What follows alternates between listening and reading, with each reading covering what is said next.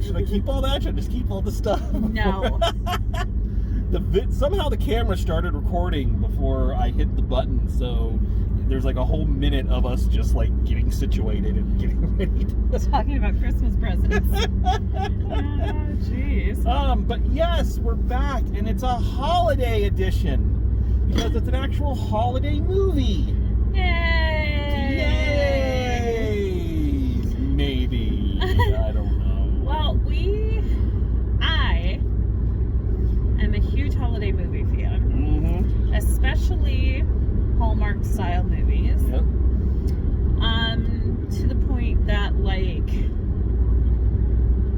we almost study them, the Hallmark movies. Yes. And this is not a Hallmark per se. This is Netflix. This is Netflix desperately trying to get on the Hallmark movie. Well, and they've had some good ones. Well, decent forays. They've got the whole Christmas Prince series and the Princess Switch series, which is the one River loves. Okay. With Vanessa Hudgens in it. So they've had some decent forays into the Christmas movie world. This one, though, we wanted to watch specifically. You actually requested to watch this one, which for Brandon to request to watch a Christmas movie is pretty big. Yeah. Okay, so why did you want to watch this one? I wanted to watch this one because it is the first starring vehicle in quite a long time for Miss Lindsay Lohan. Yes. Who, her trials and tribulations of show business are well documented. I don't need to rehash them, but the kid got she got the short end of the stick. She did. And she was very talented. She was a very talented actor. I adore the remake of The Parent Trap, and I hate remakes. Oh, very much you hate remakes. But I thought they did a really good job, and she was really brilliant in it. And Mean Girls. She was great in Mean Girls. You love Mean Girls. Yeah. Mm-hmm. You know, so she was one of these people that I remember thinking, when I saw her back in 92, 4, I can't remember what year that film was out, thinking this is going to be somebody who's going to be somebody. Right. This is going to be a person who's going to get an Oscar someday. She's really good, and and I remember thinking, if she's got the right people behind her and she's got the right people looking out for her, she's going to have a nice long career. And unfortunately, that second one didn't happen. Right. She did not have the right people looking out for her. No, she had people take advantage of her. And of course, what happened. So when I saw she was doing this, I was very excited because why can't she come back? Why can't she have a comeback? I think she deserves a comeback. And, if Robert Downey Jr. can have as many comebacks as he's had in his life, why can't she have one? Hey, Drew Barrymore. Oh, yeah. So I really wanted this to be good for her, so that she could kind of start that trek, hopefully back to a career, if that's what she wants. So, Falling for Christmas on Netflix stars Lindsay Lohan, Ford Overstreet, and a veritable who's that of Hollywood. Oh, hush. I knew who some of them were.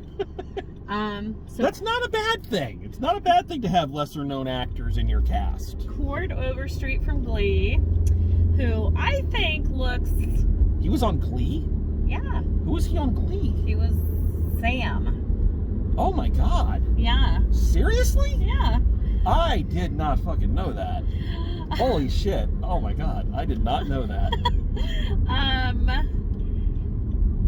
Anyways, I think he looks like, maybe the Walmart version of Carrie Elways, but you don't agree with me. I can see where you're coming at with that, but no.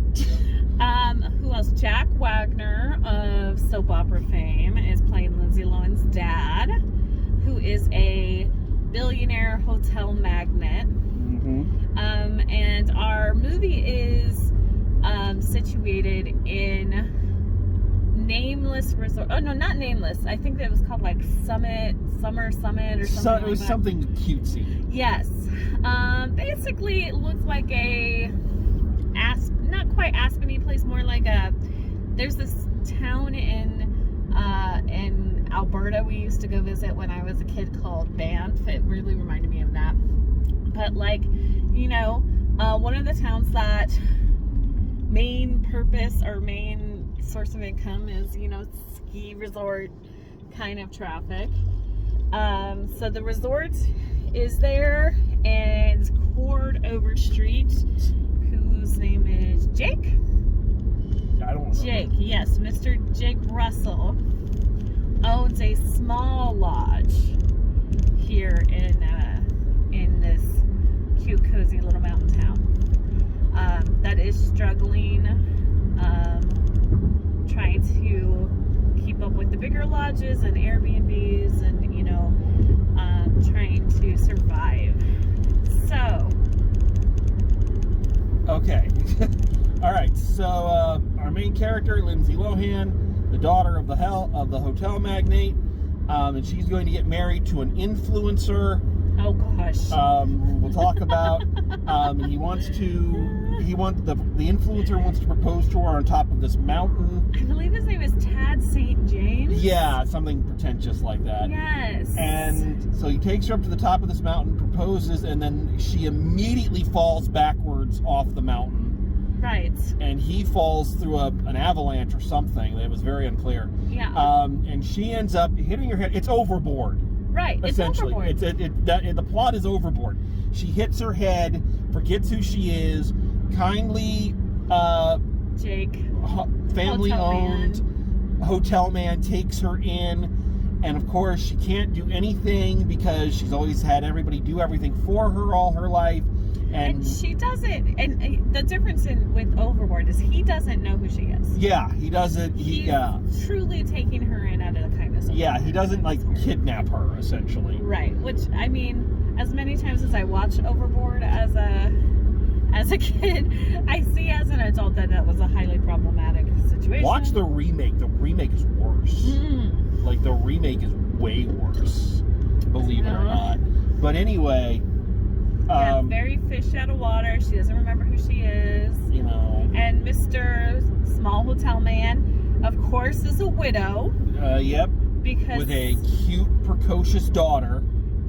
Who's, his wife obviously died of I love you too much cancer, as in all of these Hallmark movies. Yep. I love you too much cancer car crashitis. Yep.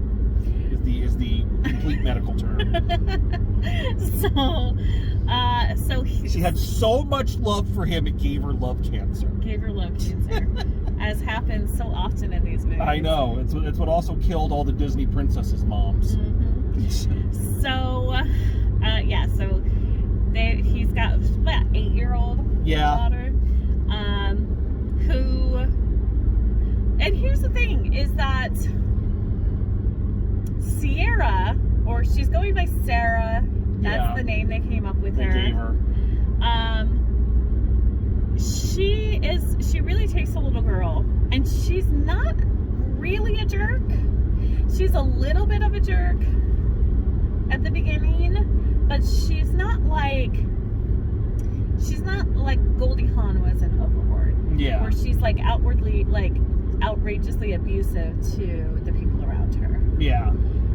And her dad is not a jerk either. Yeah, because we kept expecting during the when the all is lost moment.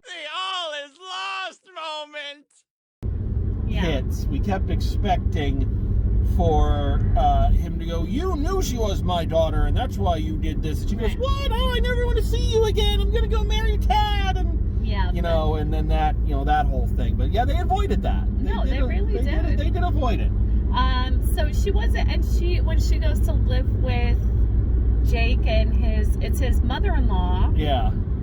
Lives with them and his daughter. And they're Latinx, they're Hispanic, which is nice to have some diversity in these kinds of movies. And I believe there was more diversity, but not my brain. So they had the mayor was black. Yeah, there was a multiracial couple. Yeah, staying in the motel. Yeah. But she's really, and she does try to be helpful when she's there, and she does try to like help. She puts together a fundraiser. She does all kinds of stuff. She really is, you know, trying to learn to be a better person while she's there. Yeah. So you're the Christmas movie expert. You're the Hallmark movie expert. So I'm going to let you kind of take the lead here. What did you think of it?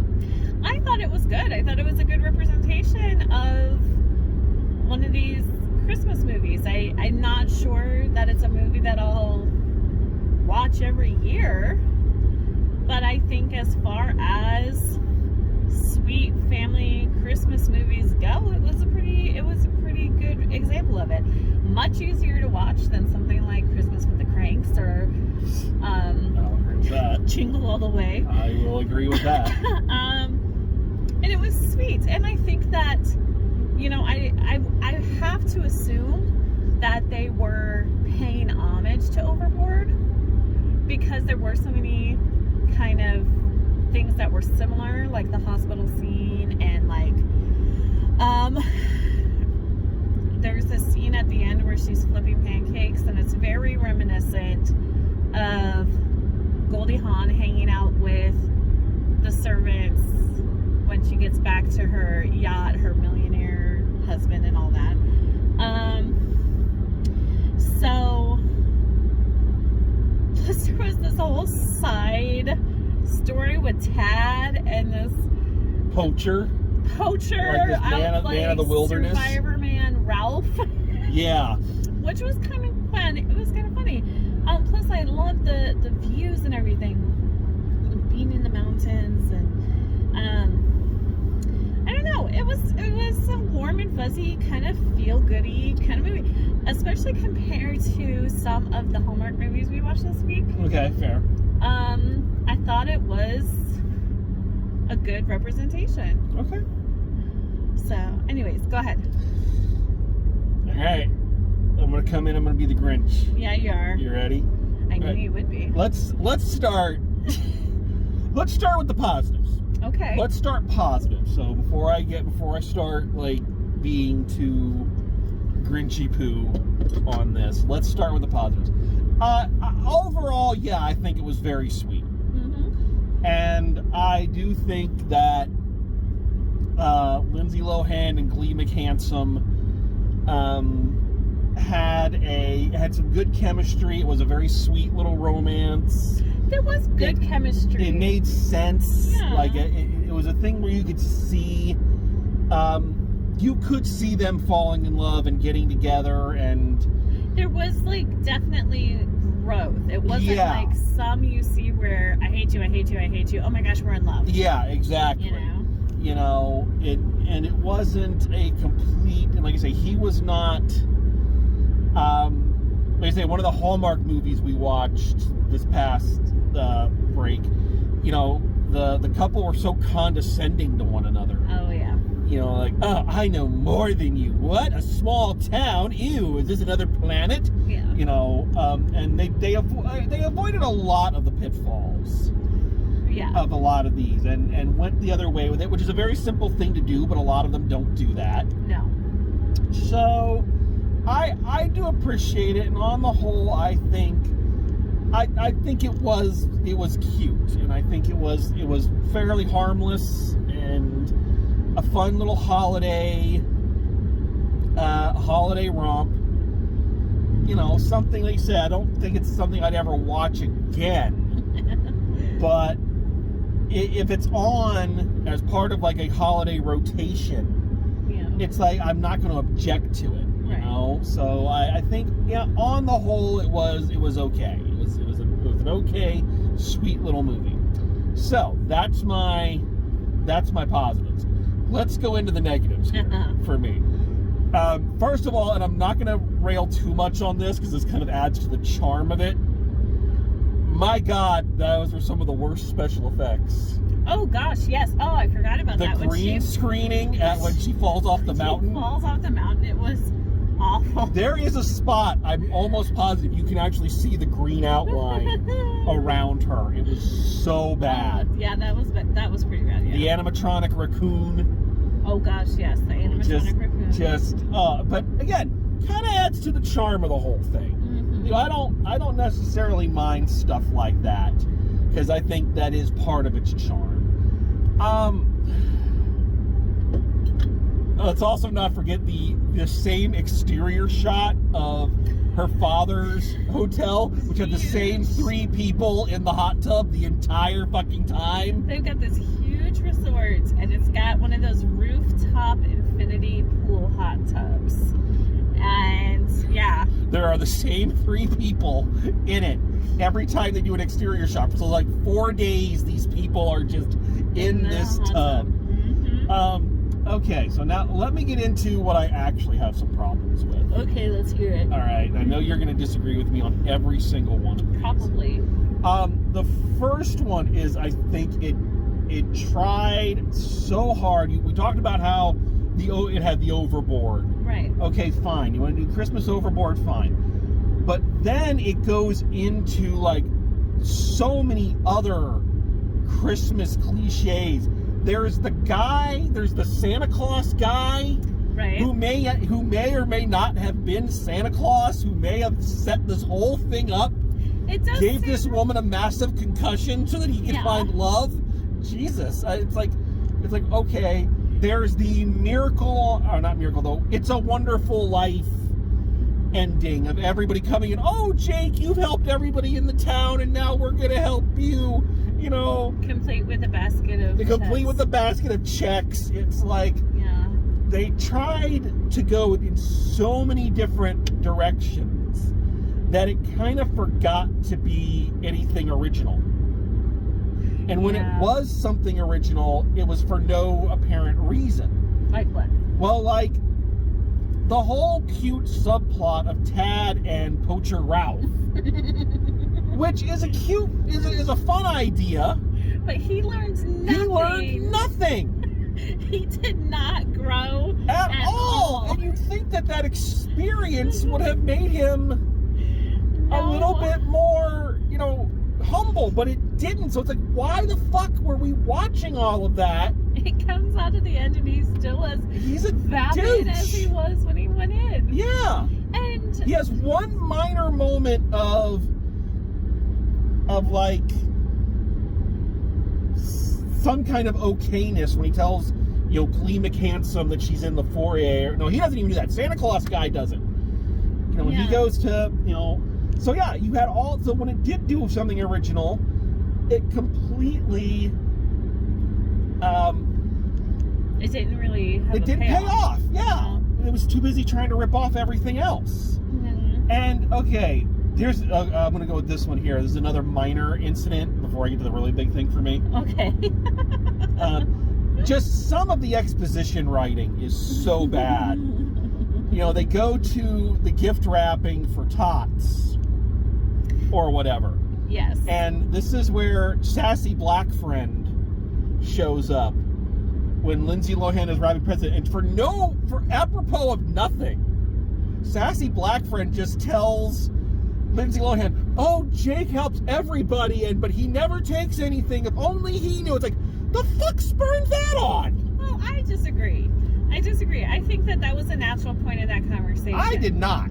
Because she was talking about how much Jake was there for her and how much Jake was helping her. So, no, you're wrong on that one. Okay. But let's get to the real meat and potatoes for me, and you are going to disagree with this so hard.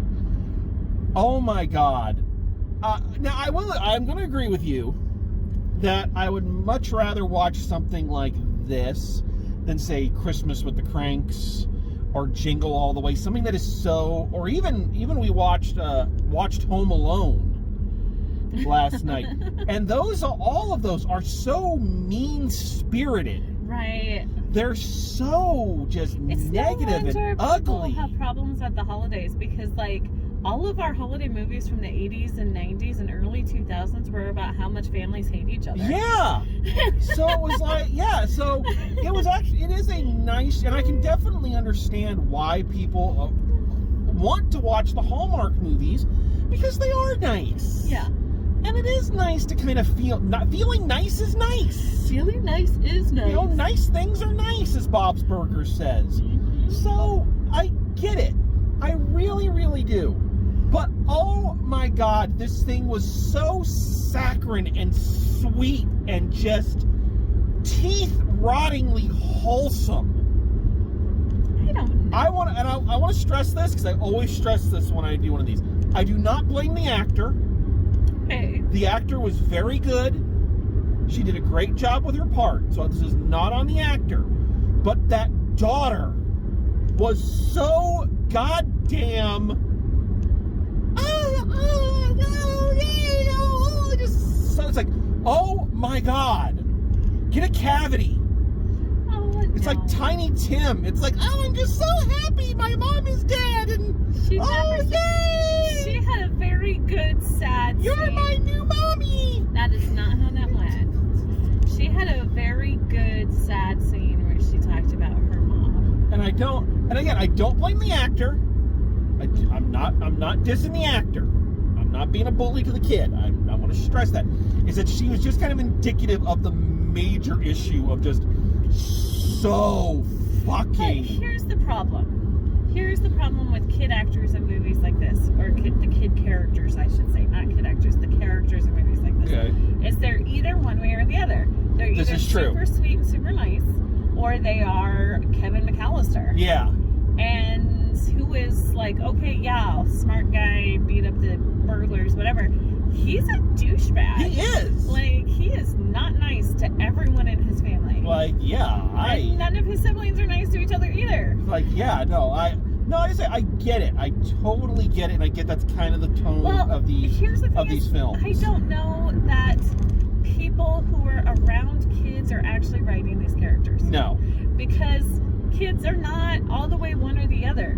Okay, I love my perfect angel children, but they all have a little bit of devil in them too. A little bit. And like, and that's, you know, that they're human. You know, yeah. But like I say, I get that that's the type of movie this is. Right. It's like going and it's like if I go and see a James Bond movie and then Bond is like talking about his feelings or So like all the Daniel you know, Craig movies. no, not all of them. You know, don't diss Casino Royale and Skyfall. Those were great. You know, but it's like if Bond is like asking for permission before kissing the woman, you know, and all of that. Oh no, not consent. You know, that's not what a Bond movie is. You know, so complaining that a little kid is sweet and, you know, that's what the character in a movie was. like this, that's the point of it. I'm just saying that for me, right. and I think part of the problem a lot of people have with the Hallmark-esque movies is that they sometimes they do crank that sweetness up. They do. To such a degree, and this one I think is definitely guilty of that. Of cranking that sweetness knob up so high that after a little while you get like, my teeth are rotting. Well, this comes down to a tropes situation. And the truth of the matter is, most of the time when people watch these, they watch them to find their familiar tropes. Yeah. That appeal to them. And so it really, like, it went along with the tropes. And, you know, was there anything completely wild and out of the blue that you didn't really expect? Not really. Like, Ralph the Trapper or Ralph the Poacher is probably about the thing you would expect the least. So I think it fell into that, like, the tropes, and there's nothing wrong with that. No, like I said, there's nothing wrong with the tropes. I'm just saying that for my personal taste, right, it was a bit too much. You could have pulled back on it just a little. I guess if we're getting let's get technical termy here. It felt like the tone was inconsistent. Okay. It felt like it went from Christmas love story to supernatural Santa Claus to ooey gooey Hallmark. It just felt like it was all over the place and had no real identity of its own. Right. And I will agree with you on the Santa thing. Like, I thought it was unnecessary. Yeah. The wish, the Santa. And yes, it is creepy to think, oh, well, I'm going to grant this little girl's wish. I'll just give this woman brain damage. Yeah. So it's like... That's not cool, Santa. That was a cool Santa old man. Santa's not as nice a guy as everybody thinks. Yeah. I mean, go watch Rudolph. But I'm just saying... but I'm not hating on cows. It because... Yes, moo cow. I'm not hating on it because of cows. I'm not hating on it for the oversweetness. I'm just saying that for me, it was a little too much. Okay. And I'm not saying that they had to, gloom it up or make the little girl, like you say, Kevin McAllister or something like that. No. I'm just saying that maybe we could have eased off the gas a little bit on the sickeningly sweetness. Just a little. I think you just haven't been subjected to enough. Exactly. I should have thrown some more homework at you before you watched it. I mean, but I do think that it was pretty good for what it was, and I think that I loved the scenery and the set design, and I want to go live at the North Star Lodge. Yeah. Okay. Fair enough. Yeah, the set design was pretty good. Yeah. So. All right. I will say, I don't know why every small town in these movies has a Christmas market. I've never been to a Christmas market. Like, I live in a small town. We don't have Christmas markets. Like, I do think that they did a pretty good job of, like, scaling back a little bit. A lot of these Christmas bar, it's like Six Flags, and they're like, oh my gosh, the town is going bankrupt, but they can like giant ornaments and activities, and nobody in town has an actual job that would make them any money. They're like a head portrait painter. Like, yeah. Or but the town can't afford another stoplight, but it can have this fucking this huge festival. Yeah, no. You gotta wonder what it's like to live in these towns the rest of the year. Seriously. Is it like living in Stars Hollow where they do this for like every fucking holiday? Well, or is it like, or any perceived holiday? I mean, is that what this is? Yeah. But anyway, but yeah, that's a good point. Yeah, I think other than that, like, I think it is. I think, like I said, good representation of what it was, and I think Lindsay Lohan, did what she needed to do. The only thing I will say about Lindsay Lohan in this, I thought she was good, but I feel like the character she's playing was too young for her. See, I disagree. I think it added to the... Honestly, I feel like it added more to the authenticity of it, because we're finding currently millennials in their 30s are still trying to figure out who they are and how to settle down. I mean, look at me. I completely changed careers, and I'm about to turn 40. So, yeah. I mean, I think it's just... That's how life is now. Okay. All right, well, that's fair. That's a fair... So, and she's just as beautiful as always. She is totally, like, she looks great. She has this outfit in the last scene with this Christmas plaid blazer and the white sweater. Great, I want that outfit. So, yeah. Anyways. And especially, I hate saying this because it sounds like such a backhand comment, but especially like you said, when you consider everything she's gone through, to look that good, that's it's good for her. That is very good for her. So. Okay, so let's see how different we are here. The last couple films we've been on point and we've agreed, but I don't think that's going to be the case here. I don't think it is. No. All right, so your final grade for Falling for Christmas. I'm going to say it's an A-. Really? Yeah, because it's a solid movie. Better and easier to watch than a lot of the movies my kids make me watch at Christmas. I'd rather watch this than The Princess Switch for the 15th time. Okay. Don't tell River I said that. I won't. And, yeah, way to go getting Lindsay Lohan back on the screen. Oh, man. No, Plus, I just want to live there. I want to live in a lodge. You know, one of these days, I'm gonna kidnap you. We're gonna go live in a cottage out in a mountain just like that. All right. I'll live in a lodge like that. I think you can do that. Okay. Well, I'm gonna. Wow. We're gonna fight here in a minute. All right. My final grade for Falling for Christmas.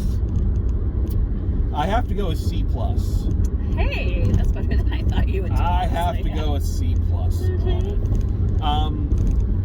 Again, everything we've said, it's enjoyable enough, it's sweet enough. Lindsay Lohan and Glee McHandsome do a good job together. It's a good one to kind of put in your holiday movie rotation. It still felt to me like Lindsay Lohan's audition film to be the new Candace Cameron.